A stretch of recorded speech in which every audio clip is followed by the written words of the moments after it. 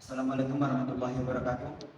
Di sini kelompok 8 ingin mempresentasikan tentang perlengkapan kantor. Pembahasannya yang pertama hakikat perlengkapan kantor, yang kedua perabotan kantor, yang ketiga barang inventaris kantor, yang keempat pengadaan, pemeliharaan, penghapusan barang inventaris kantor. Poin yang pertama hakikat perlengkapan kantor. Hakikat perlengkapan kantor merupakan menurut Erika Revida 2001, perlengkapan kantor adalah barang-barang yang digunakan oleh para pekerja untuk menyelesaikan tugas yang diberikan kepadanya. Perlengkapan tersebut tanpa adanya perlengkapan kantor, tujuan kantor tidak tercapai. Dalam beberapa kasus, perlengkapan kantor yang kurang memadai akan menghambat proses pekerjaan para pekerja sehingga hasilnya tidak sesuai dengan tujuan yang direncanakan. Menurut Karnati 2019, perlengkapan kantor juga meliputi perlengkapan penunjang kantor yang berhubungan dengan kegiatan kantor seperti meja, kursi, mesin-mesin, dan sebagainya. Jenis-jenis perlengkapan kantor. Menurut Rusdiana 2021, perlengkapan kantor meliputi semua barang yang diperlukan oleh suatu kantor, baik barang bergerak maupun barang tidak bergerak. Perbedaan dari kedua barang tersebut adalah sebagai berikut. Barang bergerak dibagi menjadi dua macam. Yang pertama, barang bergerak habis pakai, yaitu barang-barang yang hanya digunakan satu kali pakai. Contohnya dari barang tersebut adalah kertas, pensil, map, dan sebagainya. Barang bergerak tidak habis pakai, yaitu barang yang dapat digunakan kembali oleh pekerja dan tahan lama. Contohnya dari barang tersebut adalah gunting, mesin TIK, lemari arsip, dan sebagainya. Poin yang kedua, barang tidak bergerak. Barang tidak bergerak adalah barang yang dapat digunakan berulang kali dan tidak dapat bergerak. Contohnya barang tersebut adalah bangunan, tanah, dan gedung. Baiklah, yang kedua yaitu perabotan kantor. Definisi perabotan kantor. Perabotan kantor merupakan benda-benda perabotan yang dipakai untuk mendukung dan menunjang aktivitas atau kegiatan di sebuah kantor.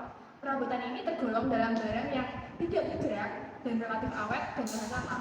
Bahan perabotan itu banyak jenisnya, yakni ada kayu, logam, dan plastik. Sedangkan jenis dan modelnya sangat bervariasi dan banyak tersedia di pasaran. Selanjutnya, macam-macam perabot kantor. Pada umumnya, perabot kantor yang digunakan pada sebuah kantor ada meja dan kursi, yakni pilihan desain, bahan, dan ukuran meja dan kursi tersebut sangat beragam. Meja dan kursi ini disesuaikan berdasarkan fungsi maupun kedudukan dan jabatan orang yang mempergunakannya.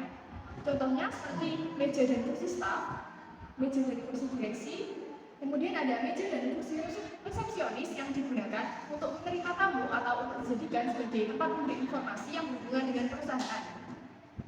Selanjutnya ada kursi tunggu dan meja dan kursi yang digunakan untuk rapat. Yang kedua ada lemari.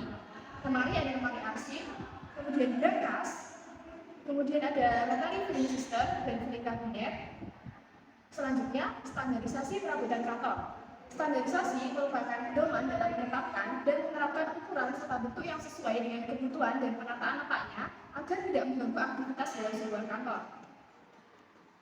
Ada standarisasi meja kantor yang memuat meja besar atau meja satu biro, meja sedang atau meja setengah biro, dan meja biasa.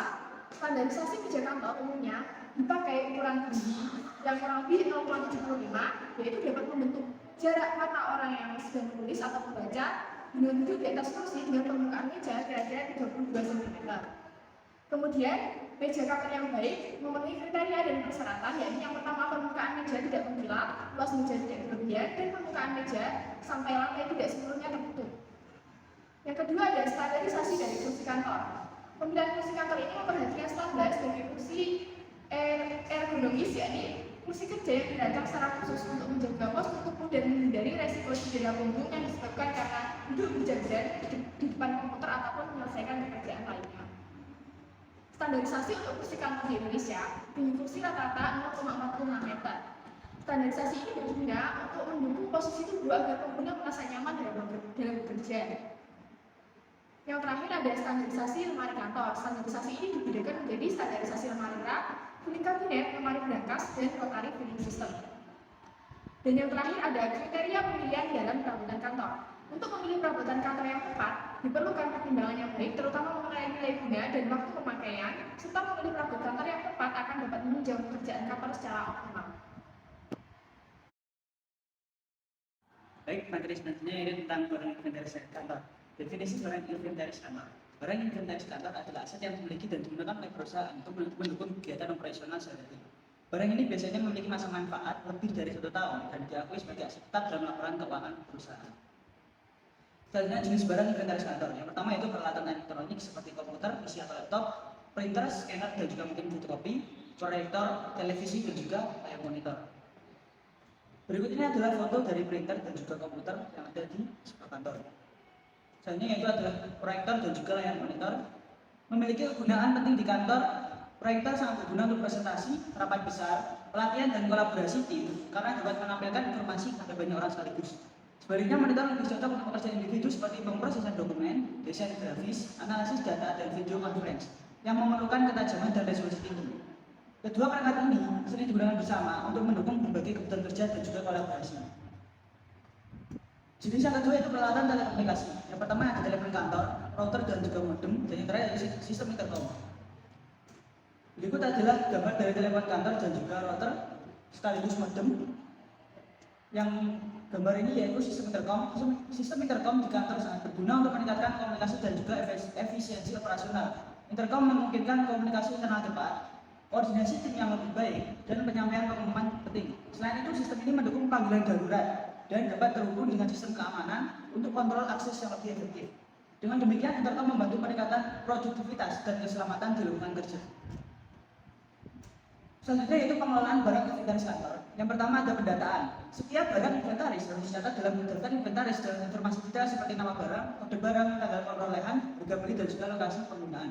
Yang kedua itu labelisasi. Barang-barang inventaris diberi label atau kode unik untuk memudahkan identifikasi dan pelacakan. Yang ketiga itu pemeliharaan. Melakukan perawatan rutin, memastikan barang-barang inventaris tetap dalam kondisi baik dan dapat digunakan untuk jangka waktu yang lama.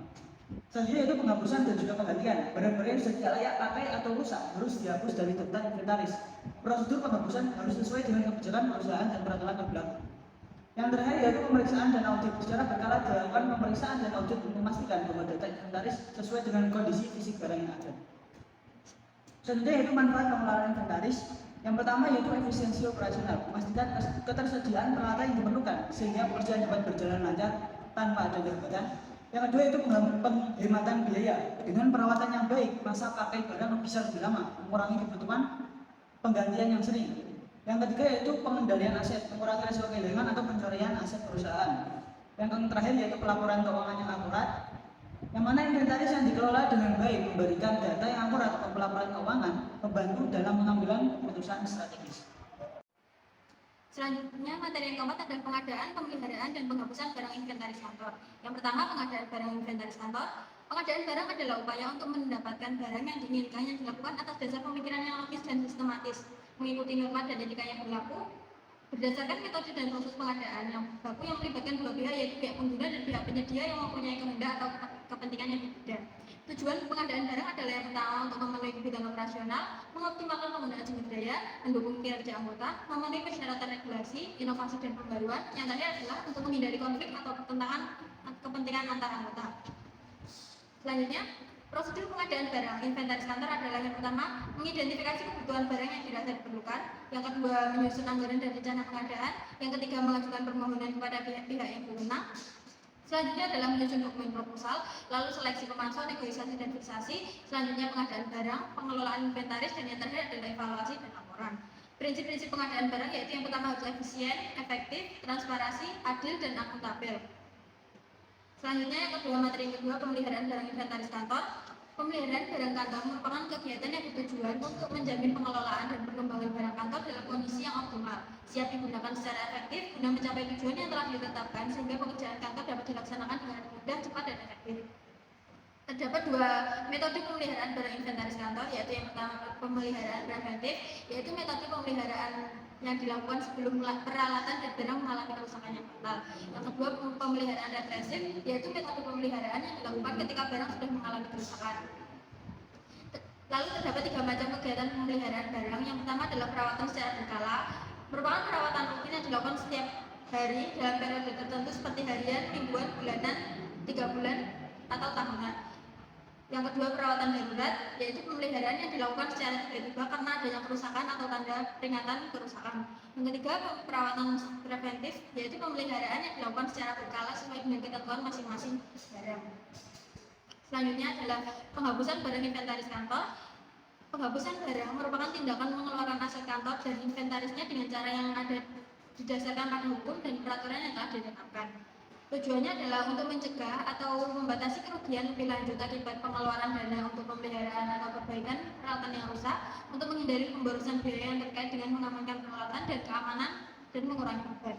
Prosedur penghapusan barang inventaris kantor adalah yang pertama, mengidentifikasi barang yang akan dihapus, lalu membuat daftar dan alasan mengapa barang itu dihapus. Yang kedua, mengajukan permohonan penghapusan kepada bagian yang berhak menyetujui. Yang ketiga, pihak yang berhak mengecek kondisi barang untuk memastikan nilai guna barang tersebut. Lalu penghapusan barang dapat dilakukan dengan beberapa metode. Yang pertama, penjualan, lalu donasi, daur ulang atau pembuangan. Selanjutnya, membuat laporan penghapusan dengan menyertakan daftar barang, alasan, dan metode penghapusan. Yang terakhir adalah monitoring dan evaluasi. Sekian presentasi dari kelompok 8. Apabila ada kurang lebihnya, mohon maaf. Wassalamualaikum warahmatullahi wabarakatuh.